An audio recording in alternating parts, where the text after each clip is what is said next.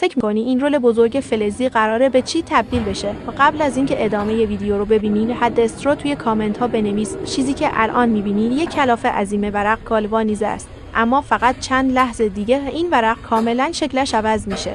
اول رول فلزی روی خط تولید قرار میگیره و ورق به آرامی وارد دستگاه میشه. شاید از بیرون ساده به نظر برسه، اما پشت این فرایند ده‌ها مرحله مهندسی دقیق وجود داره و حالا ورق از بین مجموعه‌ای از غلطک‌های مخصوص عبور میکنه. هر غلطک فقط مقدار کمی به ورق شکل میده، اما وقتی این مراحل پشت سر هم تکرار میشن، نتیجه شگفت انگیزه. دقت کن، بدون برش‌های پیچیده و بدون ضربه‌های سنگین، یه سطح کاملا صاف کم کم به یک سازه مقاوم و کاربردی تبدیل میشه.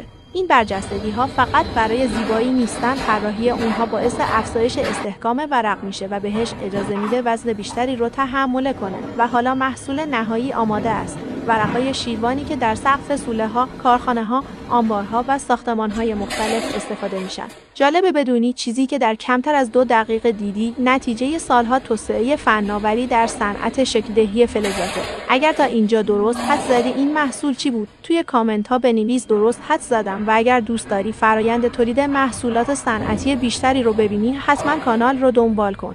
اگه اینجور ویدیوها رو دوست داری، شهر تولید رو فالو کن.